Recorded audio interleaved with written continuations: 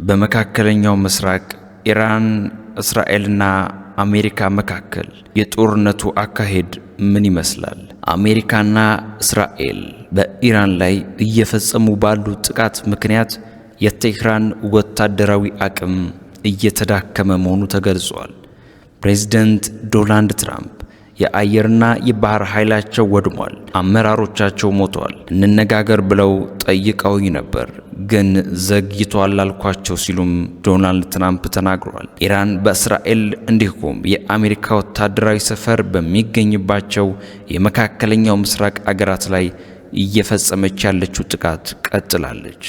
አሜሪካና እስራኤል በወታደራዊ አቅም የበላይነት ይዘዋል በተባለበት ሁኔታ ውስጥ የኢራን ወታደራዊ ስትራቴጂ ምን ይመስላል? አቅምን የማስጨረስ ስትራቴጂ።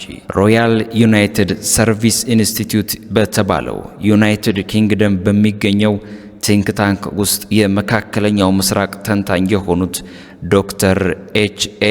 ሄሊየር እንደሚሉት ኢራን እየተከተለች ያለው ወታደራዊ ስትራቴጂ አሜሪካና እስራኤልን በተለመደው የጦር ስልት ማሸነፍ አይደለም፣ የኢራን ግጭቱን ማራዘም፣ ቀጠናዊ ማድረግና የምጣኔ ሀብት ቀውስ መፍጠር መሆኑንም ያስረዳሉ። ኢራን በመደበኛ ጦርነት ልታሸንፍ አትችልም፣ ሌሎች ሀገራት በቀላሉ ድል እንዳያገኙ በማድረግና የምጣኔ ሀብት ውድቀት በማስከተል ነው ልትቀጥል የምትችለው ይላሉ።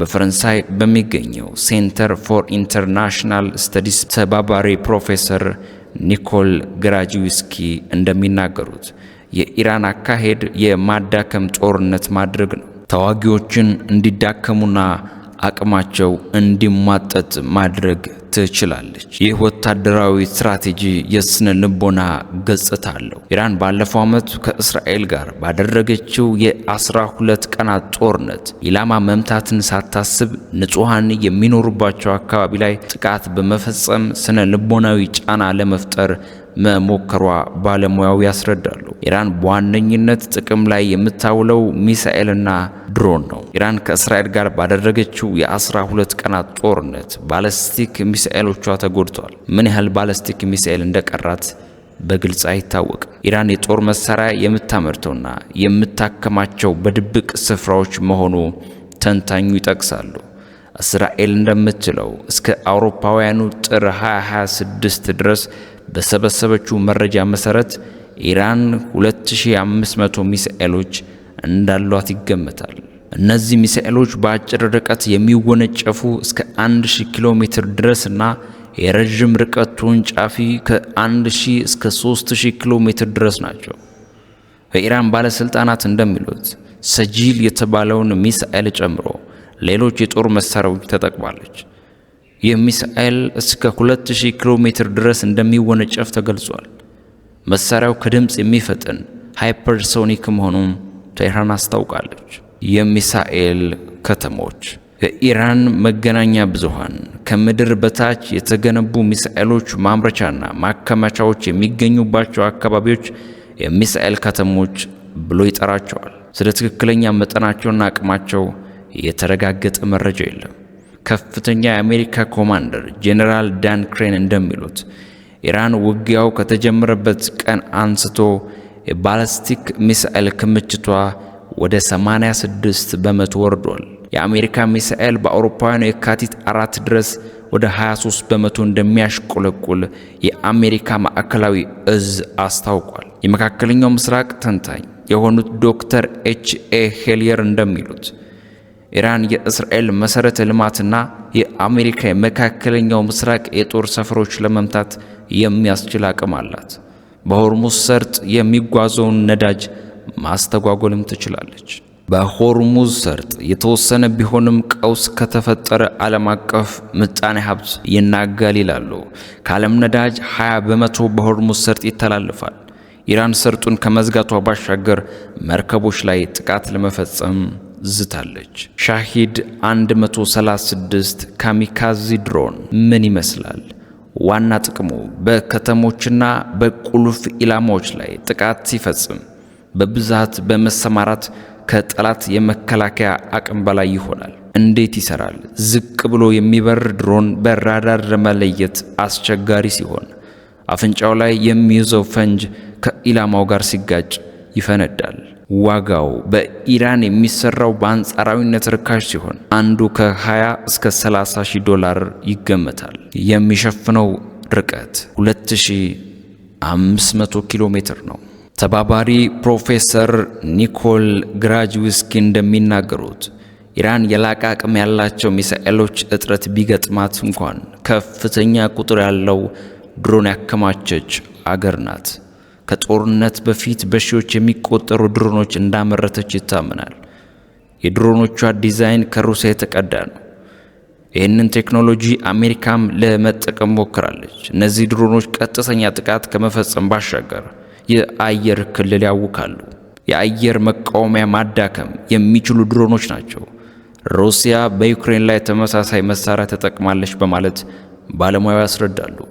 አሜሪካ በበኩሏ ኢራን የድሮን ክምችት 73 በመቶ መውረዱን ገልጻለች። ቴል አቪቭ መቀመጫውን ያደረገው ኢንስቲትዩት ፎር ናሽናል ሴኩሪቲ ስተዲስ እንደሚለው አሜሪካና እስራኤል በተለያዩ የጦር መሳሪያዎች ከ2000 በላይ ጥቃት ፈጽመዋል። ኢራን የፈጸመችው የአጸፋ ጥቃት 571 ሚሳኤሎችና 1391 ድሮኖች ያካተተ ነው። ጦርነቱ እየተራዘመ ከሄደ በዚህ መጠን የጦር መሳሪያ መጠቀም ለተዋጊዎች እንደሚከብድ ተንታኞች ይናገራሉ።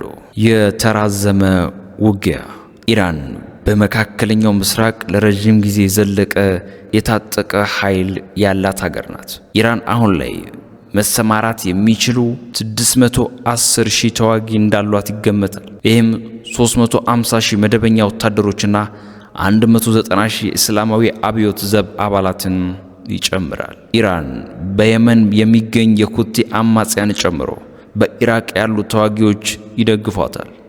የሊባኖስ ሄዝቦላ እንዲሁም የፍልስጤን ሐማስ ከጎኗ ናቸው። እነዚህ አክሲስ ኦፍ ሬዚስተንስ በሚል የሚጠሩ ቡድኖች በቀጠናው ኢራንን ይደግፋሉ። ሐማስ ከአውሮፓውያኑ 2023 ወዲህ በእስራኤል በደረሰባት ጥቃት ተዳክሟል። ሆኖም ኢራን የተራዘመ ውጊያ ማካሄድ እንደምትችል ተንታኞች አጽንኦት ሰጥተው ይናገራሉ። ኢራን ኢራቅ በተዋጉበት ወቅት ኢራን ያነሰ ወታደራዊ አቅም ስላላት የቴህራን ከተሞች ጥቃት ቢፈጽምባቸውም ውጊያ ማስቀጠል ችላለች። ዋናው ነጥብ የደህንነትና የፖለቲካ መዋቅሩ ምን ያህል ታማኝ ሆኖ ይቀጥላል የሚለው ነው። ፕሮፌሰር ኒኮል ግራጅዊስኪ ያስረዳሉ። ሚሳኤል ተኳሾች ከፍተኛ ጫናና ድካም ውስጥ ስለገቡ ከኢላማው ውጪ እየተኮሱ ነው። የቅንጅት መጓደል ይስተዋላል። የኢራን የሚሳኤል ክምችት ላይ የሚደርሰው ጥቃት ሲበረታ የጦርነቱ ቀጠናዊነት እየሰፋ ይሄዳል ሲሉም ያክላሉ። ቀጠናዊ ጦርነት ወደ ቱርክ የአየር ክልል የገባ የኢራን ባለስቲክ ሚሳኤል በሰሜን አትላንቲክ ጦር ቃል ኪዳን ኔቶ የአየር መቃወሚያ አማካኝነት መክሸፉ ተገልጿል። ኢራንና አሜሪካ ለማሸማገል ጠይቃ የነበረችው ቱርክ ጦርነቱ ከተጀመረ በኋላ ሁሉም ወገኖች ግጭቱን ከማባባስ መቆጠብ አለባቸው ብላለች። ተንታኟ እንደሚሉት የኢራን ግብ አጎራባች አገራት ጦርነት መቋቋም እንዲያቅታቸው ማስገደድ ነው። በዚህ መንገድ አሜሪካ ወደ ድርድር ጠረጴዛ ለማምጣትና የሚደርሰው ጥቃት ለማስቆም ይሞክራል። ኢራን በዚህ መንገድ ምን ያህል ስኬታማ እንደምትሆን አሁን ላይ ለመገመት አልችልም ይላሉ ባለሙያው ተባባሪ ፕሮፌሰር ኒኮል ግራጅዊስኪ። ዶክተር ኤች.ኤ. ሄሊየር በበኩላቸው የባህረ ሰላጤው አገራት ኢራን ላይ የተፈጸመውን ጥቃት ቢቃወሙ የቴህራን አጸፋ ምላሽ የደህንነት ስጋት ከሆነባቸው አሜሪካ መደገፍ ሊጀምሩ ይችላሉ ይላሉ። የባህረ ሰላጤው አገራት እዚህ ነጥብ ላይ ደርሷል ብዬ አላስብም፣ ግን ያንን የምናይበት ጊዜ እየተቃረበ ይመስለኛል ሲሉም ፕሮፌሰሩ ሐሳባቸውን ይገልጻሉ። መረጃዎቻችን ይህንን ይመስሉ ነበር። አብራችሁ የቆየሁት አብርሃም ነበርኩ። ሰናይ